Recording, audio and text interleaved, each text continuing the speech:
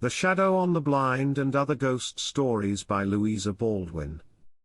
Almost everyone, it has been said, would be angry if anyone else reported that he believed in ghosts, yet hardly anyone, when thinking by himself, wholly disbelieves them. Walter Bagehot. Sir Nigel Otterburne's Case. It is 30 years since I completed my career at the Eastminster Hospital. I had passed all my examinations successfully, and taken more than my share of medical honours, when one of our most celebrated physicians, Dr. Grindrod, asked me to watch an important case for him, the study of which I should find of the deepest professional interest. Dr. Grindrod's patient was suffering from an obscure form of malaria, contracted abroad, which had developed into an extremely rare form of intermittent fever, with really beautiful complications, such as he had never met with before in all his wide practice. But Sir Nigel Otterburne lived a 3 hours' journey from town in Hampshire, and when the doctor went to see him it practically took a whole day of his valuable time, which was more than he could afford to devote to any one case. Dr. Grindrod therefore proposed that he should see the patient himself once a week, and send down one of the most promising of the hospital students to watch the case under him, and to take minute medical notes of its progress. I was the fortunate man selected for the work, and was to go into the country with Dr. Grindrod, taking with us a couple of our most trustworthy nurses. I can never again feel as important as I did on that first day of August when I entered upon my onerous duty. The doctor and I were met at the station, and driven through lovely country to the Hamel, which was the name of Sir Nigel Otterburne's house. It was a fine specimen of Jacobean architecture, and, externally at least, had undergone but little change for a couple of centuries past. It was a 3-storied building, with tall fluted chimneys, and dormer windows in its high-pitched roof. The front of the house was 9 windows wide, narrow sash windows with a great deal of framework in proportion to the glass. The front of the house, with its wings to right and left, made 3 sides of a quadrangle, the 4th side of which was formed by wrought iron railings, with great gates in the centre. Leaving the carriage outside for fear of disturbing the patient by the sound of our arrival, we crossed the wide courtyard on foot. The front door was approached by shallow steps, and sheltered by a richly carved penthouse of black oak. Upon the wall between the 2nd and 3rd stories was a sundial, and the bright August sunshine threw the sharply defined shadow of the gilded gnomon on the figure denoting the hour of 4 o'clock in the afternoon. Above the dial a small turret rose from the centre of the roof surmounted by an elaborate piece of ironwork, with quaintly twisted letters N, S, E and W, and a glittering arrow for a weather vane. I was struck by the appearance of the house, at once stately and homely. But I received from it an impression of melancholy which was not lessened when the door was opened by a grey-headed servant, who led us across the panelled hall into a vast and dreary dining room. It contained nothing in the way of furniture except a long table with a row of high-backed chairs pushed close against it on either side, and a sideboard of carved oak, on which stood a row of silver flagons. A china bowl on the middle of the table, filled with roses and white lilies, made the atmosphere of the room heavy with their perfume. A few gloomy old portraits looked down from their tarnished frames, some with faces austere and rigid as though they had been painted after death. Dr. Grindrod had acquainted me with the details of Sir Nigel Otterburne's case on our journey, and having nothing further to say till we had seen the patient, he stood with his hands behind his back, looking at the portrait of a lady over the mantelpiece, so lavish of her charms that I assigned her at a glance to Charles II's period. "That is what I call a magnificent woman," said the doctor, waving his hand sumptuously towards the expanse of bare neck and bosom depicted on the canvas. But I should have rather applied the words to the lady who entered the room while he was speaking, and whom he introduced to me as Miss Otterburne. The doctor had told me that Sir Nigel Otterburne was a widower with an only daughter, but he had said nothing to prepare me for the appearance of so amazingly handsome a creature. I have never met a woman who so completely fascinated and interested me at first sight. Miss Otterburne was not a girl. She was in the ripe beauty of womanhood, and with a most dignified and haughty carriage.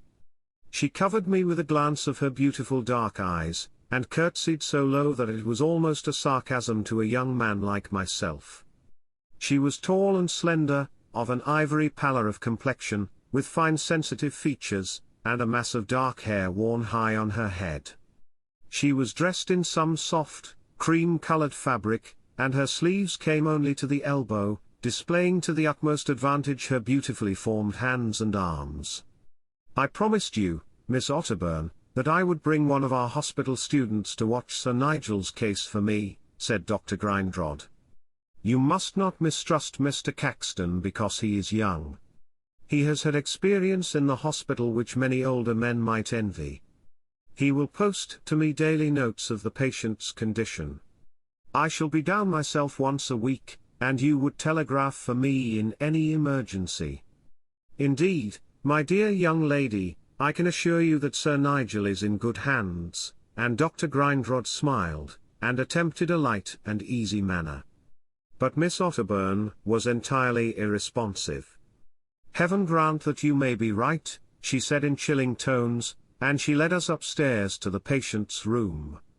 As she walked erect before us, there was that in her bearing and appearance which reminded me of some distinguished Frenchwoman at the time of the Revolution, and I thought how many a proud head like hers had fallen from its white shoulders under the guillotine. Sir Nigel's room was dark and dreary, and he lay in a funereal bed with heavy hangings, and I mentally vowed to have him out of it and in a more cheerful room within 24 hours. If the house did not contain some light, undraped bedstead, I would send to the hospital for one such as we use for our patients. Sir Nigel Otterburne was in a half-comatose state when I first saw him, and I judged him to be about 62 or 3 years of age. He was tall and thin, and looking at his face I saw at a glance whence Miss Otterburne derived her fine features. His hair and moustache were thick and grey, and he looked what he was, a soldier. In his lucid intervals there was a dignity and self-restraint in his manner which again reminded me of his daughter. The local practitioner, Mr. Walton, was present in the room, a good-humoured, rustic-looking man, more like a farmer than a doctor, but who, if he was unprofessional in appearance, luckily for me had less than the usual amount of professional jealousy. So far from being annoyed at seeing me installed in the house to watch the case of his distinguished patient for Dr. Grindrod, he expressed his approval of an arrangement that relieved him of so much responsibility. But he said nothing before Miss Otterburne, and I saw that she exercised the same repressive influence over him that I felt so strongly myself.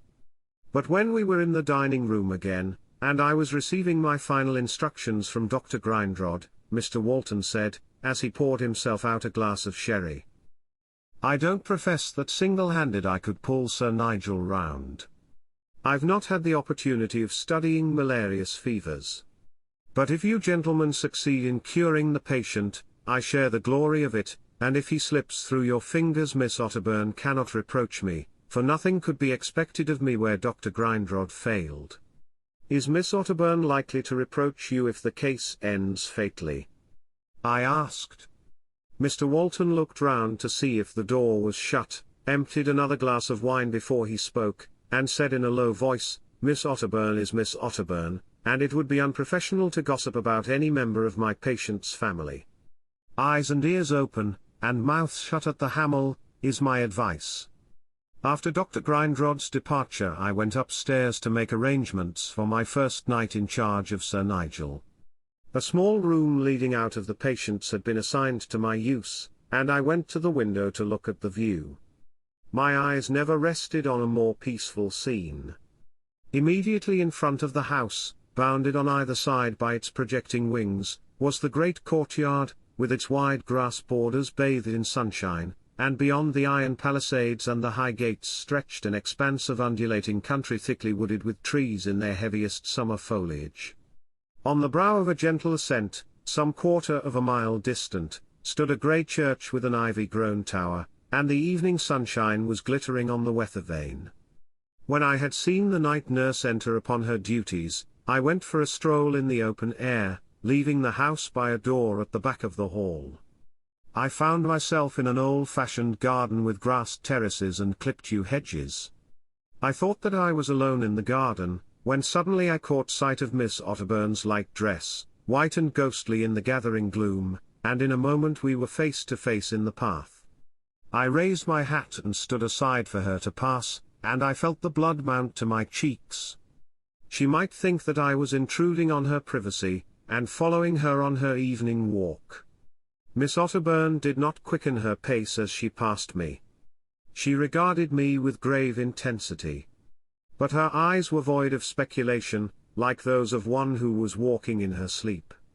I watched her stately figure recede among the darkening alleys, and heard the door close as she entered the house.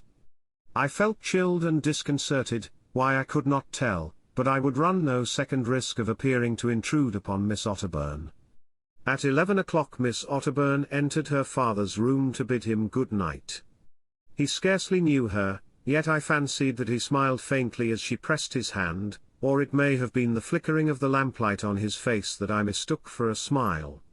"I trust Sir Nigel will have a tranquil night," I said. "His nights are always tranquil," she replied in measured tones. "And yet he has gained no strength the 5 weeks he has lain here." "He never will," she said in the same passionless voice. "You speak more positively, Miss Otterburne, than any doctor would dare to do. Such an illness as Sir Nigel's is not necessarily fatal. We do not know. But I know," and her voice sank to a whisper. "It is useless your staying here. My father will never leave this house alive." "It is wrong to speak so," I said firmly. "And if Sir Nigel understands what you say, it must cause him the most exquisite pain." Not a line in her white handsome face softened or changed. "My father knows it already," she said, and swept from the room, leaving me bewildered by her manner. I slept but little during my first night at the Hamel. My mind was so much occupied with Sir Nigel's case, that I went frequently to see my patient, and to note any change in his condition, however slight. My obstinacy, too, was roused by Miss Otterburne's assertion that her father would die, by the way in which she ignored anything that medical skill could do for him. Her manner was that of a person expressing a profoundly melancholy conclusion forced upon her against her will, and yet that she believed to be irrevocably true.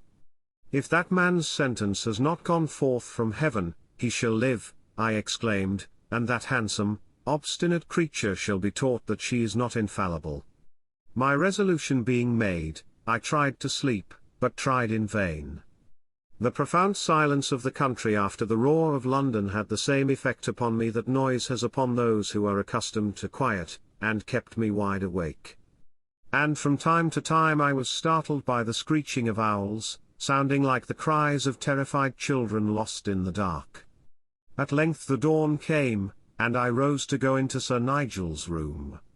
This time he was conscious, and as I felt his pulse he whispered, "Are they come?" "Yes," I replied, supposing that he alluded to me and the nurses. "We came yesterday, and we shall try to relieve you as much as we can." But he sighed impatiently, closed his eyes, and turned his head from me. It was useless to lie down again, so I dressed myself, and the clock was striking 4 as I opened the window and leaned out to enjoy the freshness of the morning air. To my great surprise, Miss Otterburne also was looking out of her window in the centre of the right wing of the house. I drew back at once, but she had not heard me throw up the sash, and she was not looking in my direction. Her dark eyes were fixed in a trance-like gaze on the entrance to the courtyard, or on the church crowning the grassy slope. She certainly was not looking at any part of the house. She was ghastly pale, and her eyes wore the same unseeing expression that I had noticed in them on the previous evening. For more than a quarter of an hour Miss Otterburne remained immovable, and how long she may have been at her casement before I saw her I cannot tell.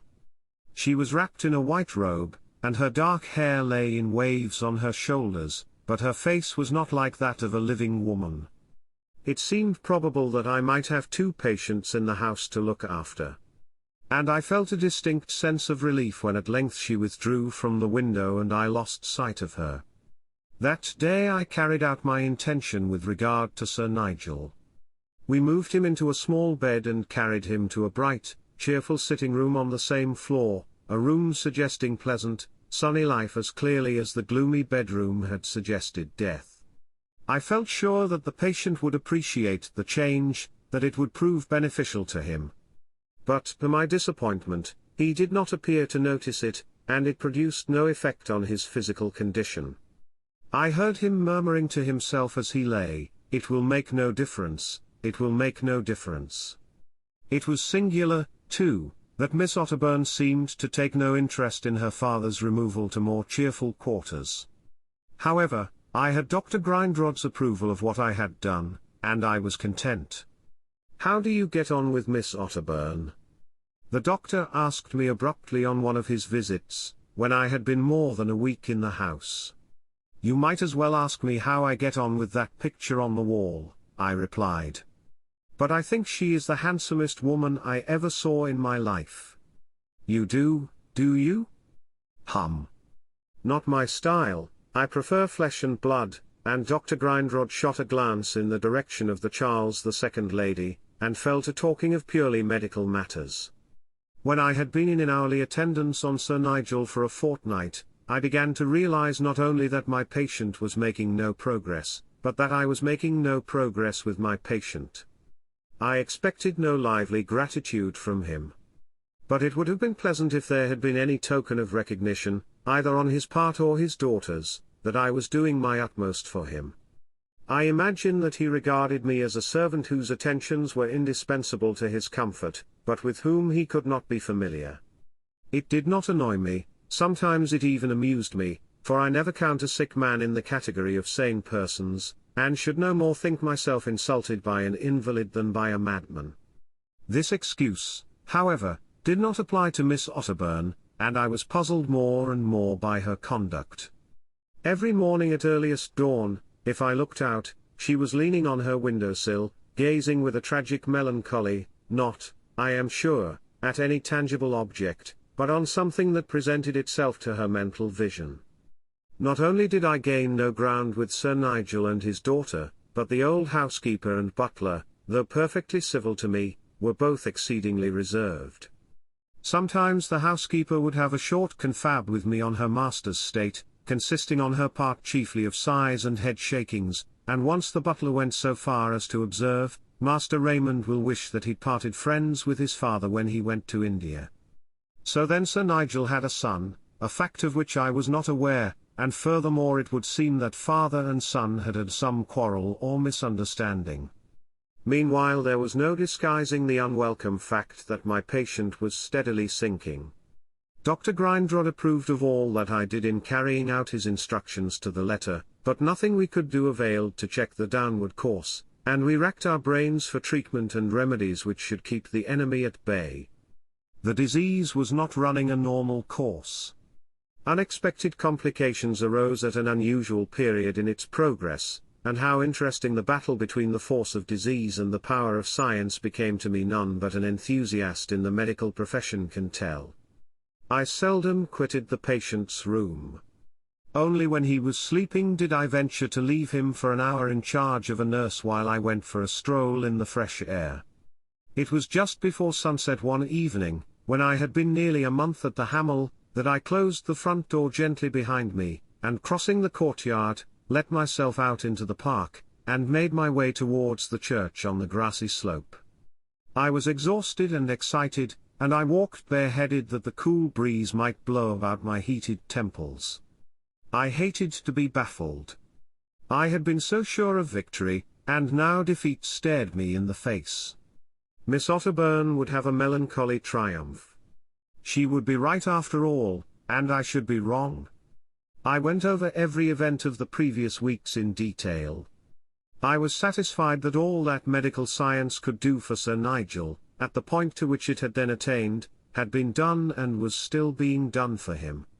But I reflected with a crushing sense of impotence on the irresistible power of the force with which I was contending. I, a finite being, was measuring my strength against death, the conqueror of man. The contest was hideously unequal. I was sure to be worsted. Even if the patient recovered, it would be at best but a reprieve, and sooner or later he must retrace his anguished steps towards that bourne from whence I was striving with all my strength to turn him back. I entered the churchyard in the deepest depression of spirit. It was not merely the anticipated loss of my patient that weighed on me, that was but one item in the incalculable total of human misery. In his death I saw the doom of every son of Adam, the death of the whole human race. I was ready to wish that I had died myself before I had embraced a profession which constantly brought me face to face with a terrible elementary fact in nature, with which the utmost skill of man is powerless to cope. The church door stood hospitably open, and I entered the cool twilight within. Here were tombs of the Otterburns, from the time when intramural burial was a universal custom to the present period, when a memorial tablet or monument is all that is permitted within the church itself. I thought how soon Sir Nigel would be numbered among his ancestors, and be as remote from us who still lived as his own earliest forebears were from him now. Suddenly I heard a deep sigh, and starting, I turned and saw Miss Otterburne close to me, but almost hidden by a great pillar against which she leaned. Her dark eyes were fixed with the wide unseeing gaze which I had noticed in the meek early morning as she looked from her window. I spoke to her, and when she heard my voice the pupils of her eyes dilated as though the twilight had deepened round her. "Miss Otterburne, if there is anything that you wish to say to Sir Nigel, I should advise you to take the opportunity of his next interval of consciousness. It grieves me to be obliged to say this, but I have no choice in the matter. I must tell you the truth. Yes, they will soon come, I know it," she said with a slight shudder. I thought that she was wandering in her mind, and, taking no notice of her incoherent reply, I continued. "I would give my life, Miss Otterburne, if I could prolong the life of one so dear to you." But she looked past and through me, as though she were piercing into futurity, and I heard her say, "When they come, you will know that I was right." And she glided like a ghost out of the dim church into the amber light of evening. Her manner disquieted me profoundly, and I wished that Miss Otterburne was not so lonely, that her brother in India was at home to take his share of the trouble, and to comfort his sister. I hastened back to my patient's bedside, and, knowing that it would be impossible to leave him that night, I sat down to copy my notes of the case for my own private use. About 11 o'clock Sir Nigel rallied slightly. I administered a powerful restorative, and sent the nurse to fetch Miss Otterburne at once. As she entered the room, I said, "If you would like to be alone with your father, I will remain within call outside the door." She bowed her head in assent, and I left them together. I remained waiting in my own room, listening to Miss Otterburne's voice distinctly audible in low urgent tones. Then, as Sir Nigel again lapsed into unconsciousness, she spoke a little louder, and I heard her say, "Father, will you not forgive Raymond?" And then all was silent. I re-entered the room, and Miss Otterburne was kneeling by her father's bedside. She had been weeping, and I saw that beneath the armor of pride and reserve there was a woman's tender heart. But my return was the signal for her to depart, and she left the room hastily, as though displeased that I had witnessed her emotion. I looked at my dying patient with more regret than I should have thought possible to feel for a man who, in his short intervals of consciousness, had always treated me as a stranger. Certainly I had no affection for Sir Nigel, but I was struck by the pathos of the situation. There he lay needing, like each one of us, both divine and human forgiveness, but unable to ask it for himself or to grant it to another, even when it was his daughter who knelt weeping by his side, imploring pardon for her brother. Slowly the night passed, and slowly the patient died. I noted the decreasing temperature, the failing pulse, and I applied restoratives which formerly had power to rally him, though now they had lost their virtue. But the heart still beat, and now and then a sighing breath escaped his lips. There was nothing more that I could do. But that I might leave no expedient untried, I sent the nurse into my room for an air cushion, which I told her to inflate and bring to me. If I raised the patient's head by means of it, it was possible that he might feel a momentary ease, though he would be unconscious of its cause. I looked at my watch. It was 4 o'clock, and the grey light of dawn glimmered through the curtains. I wondered whether Miss Otterburne was at her window, according to her strange custom, when the door opened swiftly and silently, and she entered the room as I had often seen her at that hour, clad in a loose white robe, and her dark hair hanging about her shoulders. There was mortal pallor on her face. She did not cast a glance in the direction of her dying father, but exclaiming in tones that chilled my blood, "They have come, they have come." She went to the window, drew back the curtains, let in the cold light of dawn, and stood with clasped hands gazing into the courtyard below. I was by her side in an instant. They have come, I knew they would come. And I heard the effort she made to speak with a tongue that was dry with terror. In the courtyard beneath, directly opposite to the window, was a strange, silent crowd of men, women, and children, looking up at us in the faint morning light with faces of the dead. And though they pressed and thronged each other on the gravel path, not a sound was heard. I am not a superstitious man, and in those days my nerves were of iron. But I reeled as I stood, and the blood rushed to my head with a singing sound. I saw the dead of centuries ago, and the dead of yesterday, grey-bearded men who fought in the civil wars, young men and maidens who never were contemporaries in this life, and little children, all gazing at us with upturned faces. Miss Otterburne spoke again as one speaks in nightmare, with deadly effort and oppression. I know them. I saw them when they came to fetch my grandfather, and when they fetched my mother. Oh, mother! Mother! You are there? And she leaned forward in an agony, and gazed with set and rigid face at a slim form that drifted through the ghostly throng and lifted its sad eyes to hers. By her side stood a tall man in uniform, whose white face I shall never forget, and he solemnly waved his hand towards us. Oh heaven! My brother Raymond is with them! Shrieked Miss Otterburne, and sank on the floor insensible, at the moment that Sir Nigel gave his last groan. I hastily fetched a cushion and placed it under her head, and then turned once more to the window. But the courtyard was absolutely empty, nor was there a trace of its recent occupation. I could not have been absent from the window a couple of minutes, and the instantaneous disappearance of the ghastly throng shook my nerves fully as much as the sight of it had done. There was not a mark on the untrodden dewy grass.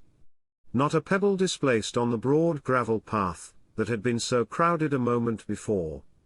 On the spot where the tall figure had stood and waved its hand to us a cat was seated, licking her paws, and I heard the fitful chirp of the first awakened birds. I felt physically ill, and turning from the window I poured out and drank a powerful cordial that restored an artificial calmness to my nerves. Just then the nurse returned. She had not been absent from the room more than 5 minutes. "The patient is dead, and Miss Otterburne has fainted," I said. "Help me to lay her on the couch. I have never in all my experience seen anyone in so deep a swoon."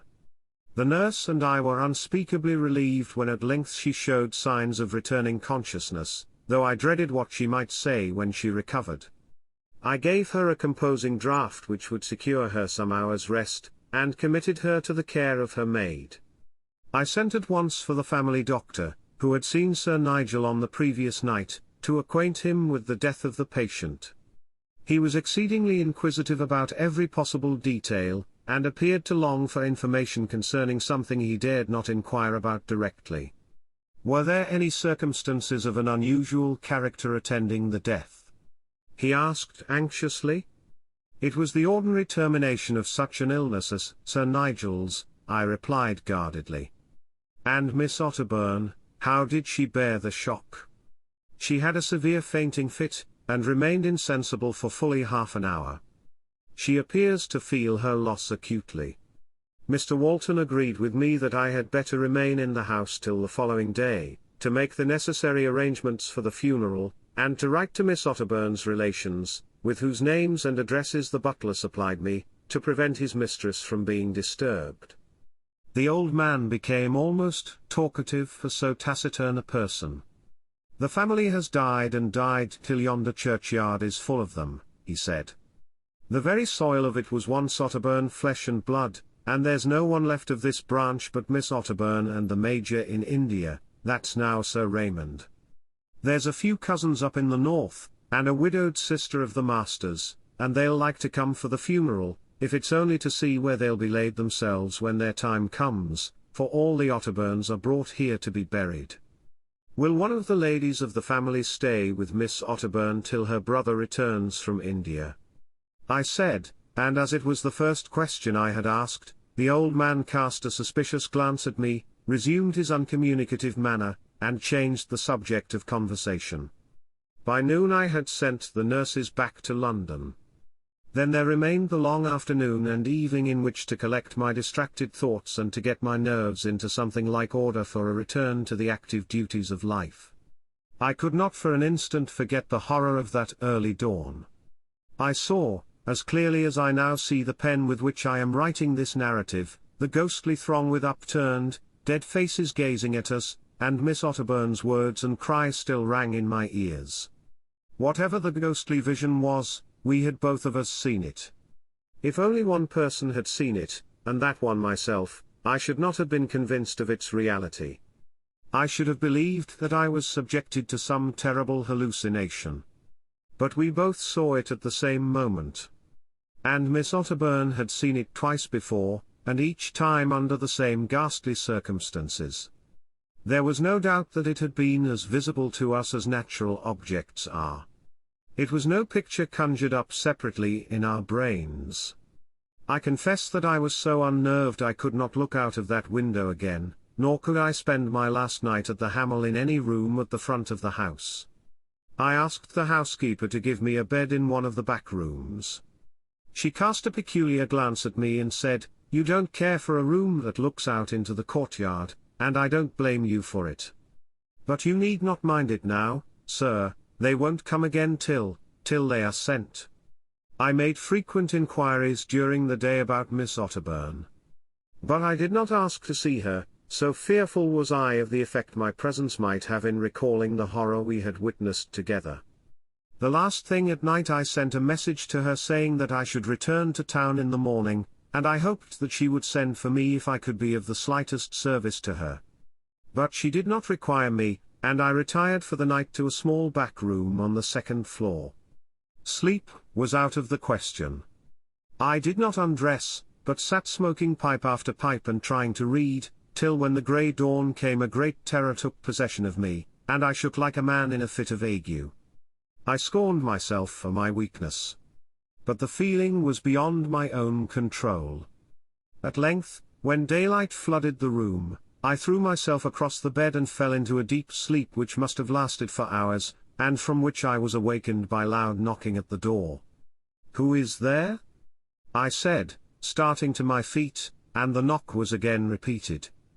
I ran to the door and opened it. The old butler stood before me pale and trembling. "Miss Otterburne wishes to see you, sir, in her sitting room."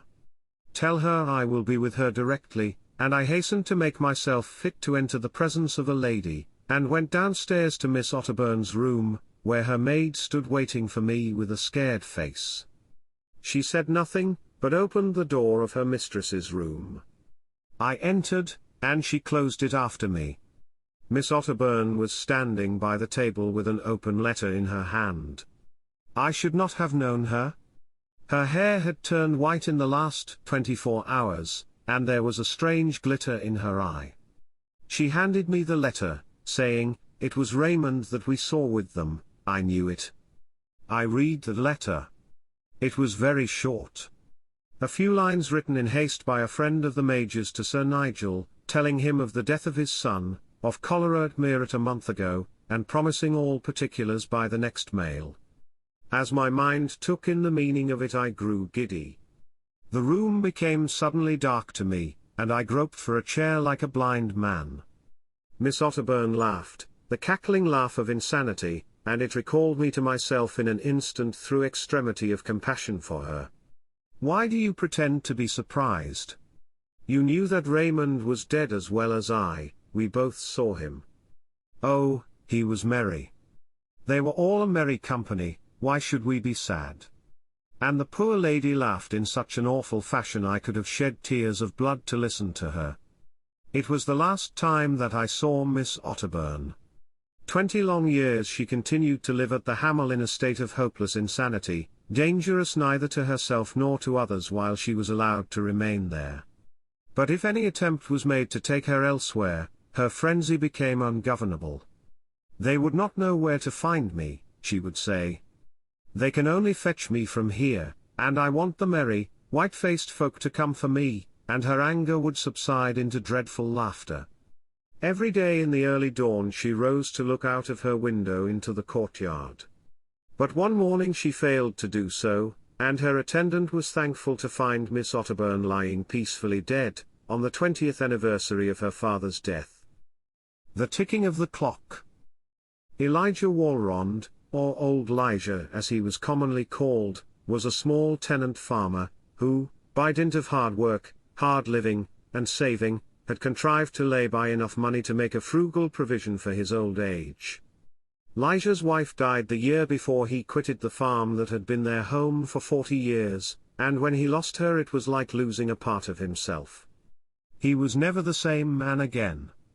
It took the heart out of his work when there was no wife to talk it over with, he could not relish the food prepared by a strange hand, and he lay awake at nights in his loneliness, staring into the darkness with tearless eyes. There was nothing left to make life sweet to him, and his 70 years weighed on him like 100. Then he asked his landlord to let him off the short remainder of his lease, and he left the farm to live in the white cottage with the big garden down by the common.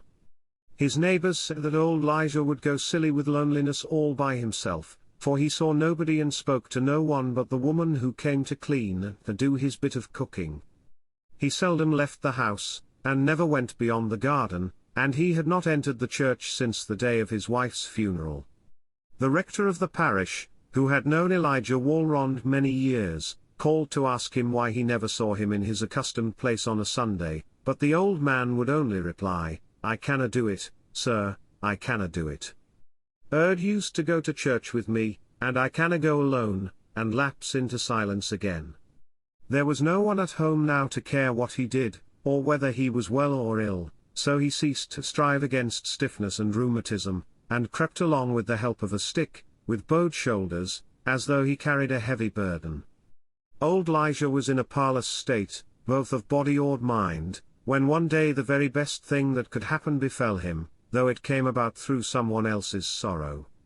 Lijah had an only child, a daughter, who some years previously had married a ne'er-do-well of the name of Grove, and lived with him in the north of England, where, after a short career of idleness and poverty, he died, leaving Jane a widow with one little child.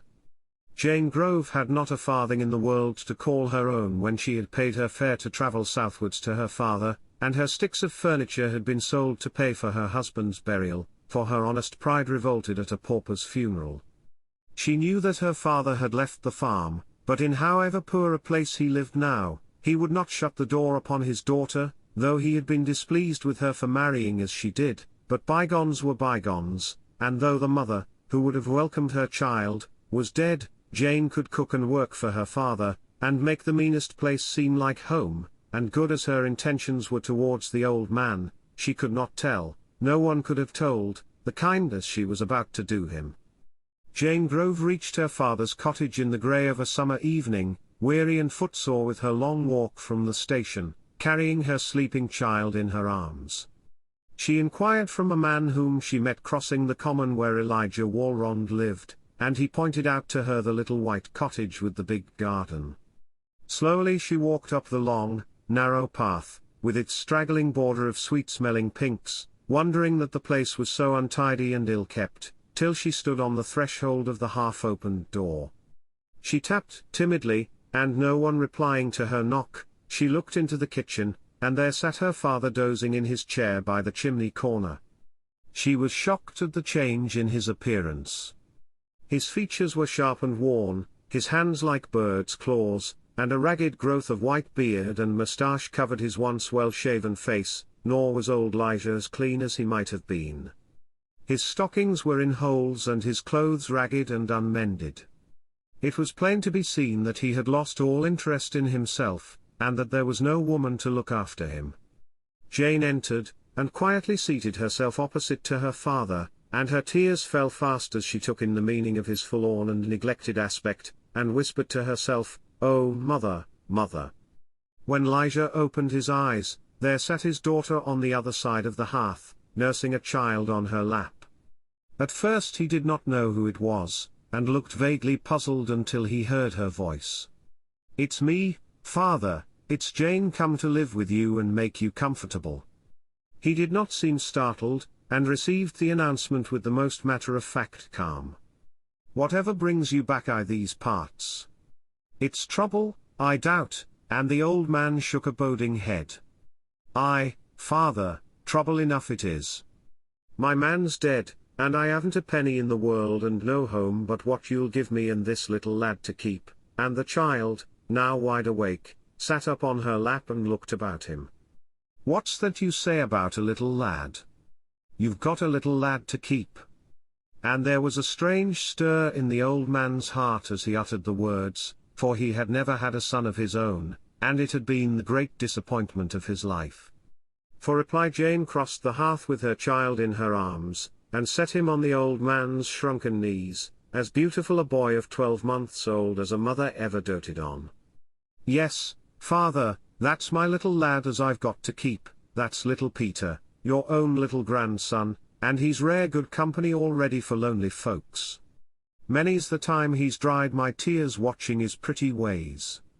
Hold him tight, father, for he isn't used to old folks, and p'raps he mayn't take to you." No need to tell Elijah to hold his little grandson carefully. The touch of the child's firm young flesh, the sight of his golden hair in lamb-like curls, his gentian blue eyes and moist, innocent breath nourished his old bones, and he felt there was vital warmth in him yet. And when little Peter put up a dimpled hand to grasp his ragged beard, and made pretty baby jabbering, and laughed in his troubled old face, displaying 4 pearly white teeth like grains of rice, the frost in the grandfather's heart, that had bound it since his wife died, melted, and he said, "Jane, if you haven't got a penny in the world, your man's left you rich enough wi' a little lad like this. You must bide wi' me, both of you." "Aye, father, so we will. But look you how that grey wire beard o' yourn is scratchin' little Peter's face. You'll have to shave it off, and poor mother always thought so much o' your clean chin." The ragged beard was duly taken off, and the old man began the trouble of shaving again, and renewed his acquaintance with soap and water, for the little lad's sake, and his daughter washed and mended his clothes, and Elijah looked once more himself, but old, very old. Elijah's whole heart was garnered up in his little grandson, and as the boy grew older it was a pretty sight to see them in the fields together, the child bringing wild flowers to the old man to name, or a bird's egg or nest, but whatever it was he could tell him everything about it, and nothing short of that would content little Peter. For he had a healthy child's thirst for every kind of knowledge, so long as it was not what schoolmasters teach or what comes out of a book, and he was eager after all country lore and old-world word-of-mouth wisdom. It was wonderful how much the little lad learnt from his grandfather about 4-footed creatures, from oxen to stoats and weasels, and he could have passed an examination with honours in the names, songs, and plumage of British birds. The two were inseparable companions, and Peter would rather play with his grandfather, whom he regarded as an overgrown child with bent back and stiff legs, than with any little boy of his own age. Jane Grove would stand on the doorstep and smile as she watched her father and his little grandson set out for a walk hand in hand, perfectly happy and content together. "They're more like a pair o' lovers, them two, than anything else. Father's like wrapped up in that lad, and don't think o' me exceptin' to eat the victuals I cook and set afore him, nor little Peter, he don't think o' me neither so long as he can have his granddad. They're both of 'em civil to me, and that's about all they are, they're so took up with each other." When little Peter had stuck to his grandfather like his shadow for 5 years, he began to be aware that his beloved companion could not see very far, and was shaky on his legs, got tired before they were half across the common, had a habit of falling asleep in the midst of the most interesting conversation about rooks and water rats, and was growing deaf, so that he had to speak loud to make him hear. These things grieved little Peter, and as he could not see the necessity for them, he asked his grandfather what he did them for. "Grandad," he said, as he walked slowly by his side, having hold of his hand, "Grandad, why don't you run as quick as me?" The old man smiled delightedly at a question that seemed to him to display little Peter's immense intellectual powers. "It's 70 years too late, my little lad, for grandfather to go running about like a little dog at a fair. But, grandfather, you know a deal more than me, you'd ought to know how to run ever so fast, and climb the bank and gather blackberries same as me." "Aye, so I did when I was your age, but blackberries was bigger then than what they are now. They was worth climbing for 70 years ago, I can tell you. But I'm an old man now, Peter," and Elijah looked down on the child's upturned face that was fresh and clear as a flower. Little Peter walked on a few paces in thoughtful silence. "But, grandfather, what makes you such an old man?" And Elijah laughed with delight at the question. Oh, Peter was a rare deep little chap, he'd get to the bottom of everything if he could. "It's nothing but Anna Dominoes as makes me such a old man, and that's Latin for the ear of the Lord. It's Anna Dominoes, that's the matter wi' me, little Peter, and nothing else," and the child stored up the mysterious words in his tenacious memory. Not long afterwards old Elijah, who had grown neighborly again now that he was happy, went one evening, accompanied by his grandson, to spend an hour with his old friend, Farmer Blewett. The two old men were seated in armchairs at each side of the table, with a tobacco jar and cider mugs, and a small narrow box before them. Little Peter was lying on the hearth playing with a young spaniel puppy, in whose delightful society he was wholly absorbed, till he heard Farmer Blewett say, "Let's have a game of dominoes, 'Lijah, it's many a day since you and me played together." Little Peter sat up. "I don't mind if I do play a game," said his grandfather. Little Peter rose to his feet, pushed the frivolous and seductive puppy aside as being likely to interfere with serious business, and modestly, but firmly, approached the table where the old men were beginning their game. He laid his hand on his grandfather's arm, but he did not feel it at first, so he pressed harder. "Hello, little chap, what's up? Don't touch none of them dominoes, grandfather." "Don't touch 'em," said little Peter urgently. "Whatever's to do with you, Peter?" "You're unreasonable," said Elijah, with as near an approach to asperity as was possible towards his little grandson. But Peter was not to be daunted. "Grandfather, don't you remember that day when I asked what made you such an old man, you said it was Anna Dominoes as did it all. Don't touch 'em, grandfather, don't touch one of 'em." And Peter's young face was full of anxiety. Old Elijah and Fanner Blewett laughed till they cried, while Elijah told him what he had said to the little chap in the lane about his age, "For he's that peart, I said Anna Dominoes was the matter wi' me, speaking Latin, and Latin or Greek he'll get to the reason of things. No, little Peter, these ain't the kind of dominoes that's made an old man of your grandad, it was the ear of the Lord I was speaking on, and when you go to school you'll learn all about un." Peter was now an active little slip of 7 years of age, never still except when he was sleeping, and not knowing what it was to be tired. He had grown used to his grandfather's increasing infirmities by now, but they irked his restless young body and spirit, and on their walks together, when the old man sat down by the way weary and breathless, little Peter beguiled the time running to and fro as fast as he could, to let off his pent-up energy, after crawling at a snail's pace by old Elijah's side. A few weeks later and little Peter again returned with a child's persistence to the puzzling subject of his grandfather's decaying strength.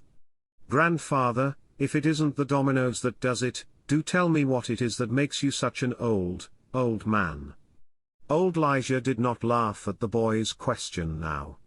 He felt his life feeble within him, and he did not know what to say in reply that could be intelligible to a child. They were alone in the kitchen, and no sound was heard but the loud ticking of the tall clock, the audible footstep of time. The old man looked into the child's fresh young face as he stood between his knees waiting for an answer, and he smiled feebly, and pressed the firm round cheek with his shaking hand, but he said nothing.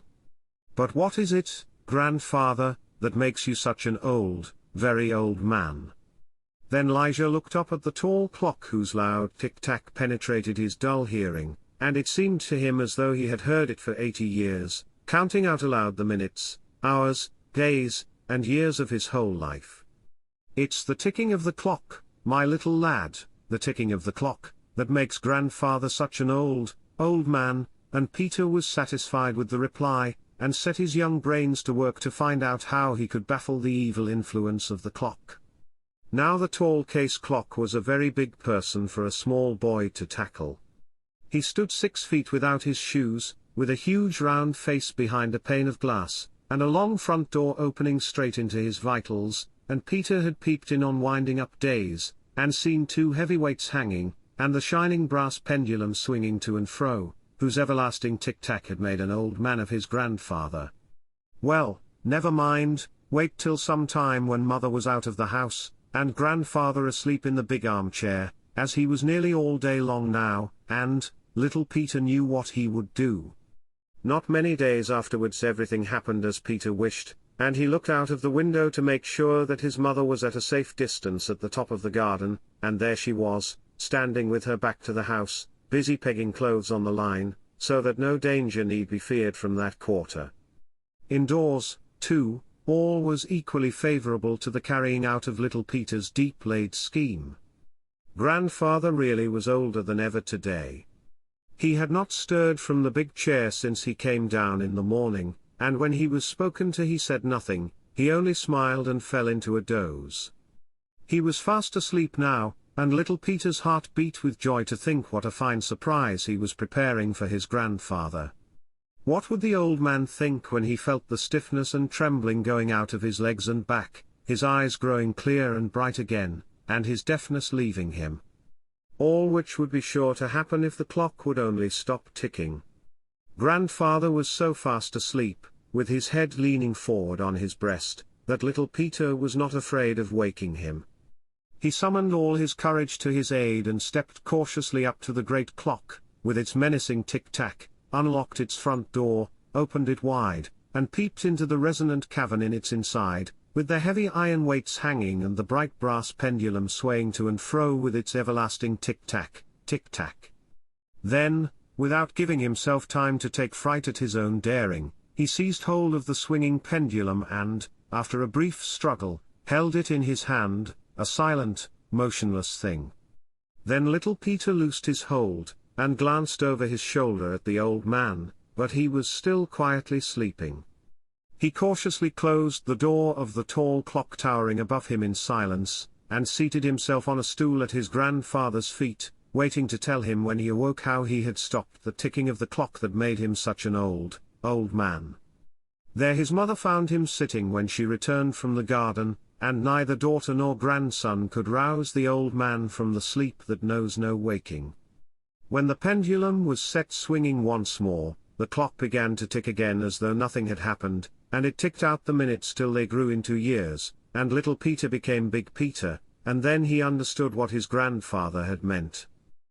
About this ebook, The Shadow on the Blind, and Other Ghost Stories, by Louisa Baldwin, 1845 to 1925. A double handful of stories, to entertain fans of Victorian ghosts. Spectres make appearances in the land of the living, with sometimes tragic results. Folk with a touch of the fae foresee deaths, and a family curse will have its way. Is the final story a tale of the supernatural? Or is it a fairy tale? Louisa, Mrs. Alfred, Baldwin, the 25th of August 1845, the 16th of May 1925, was an English novelist, poet, and author of several popular Victorian ghost stories. She spent much of her adult life in a state of poor health, and her hatred of idleness, combined with her imagination, led her to write. She published 4 novels, several collections of verse, and 1 collection of ghost stories. This ebook was created by ECM for MobileRead.com, November 2018, and may be freely distributed for non-commercial purposes. This book was first published in 1895. The text is in the public domain in countries where the copyright term is life plus 90 or less, and in the USA.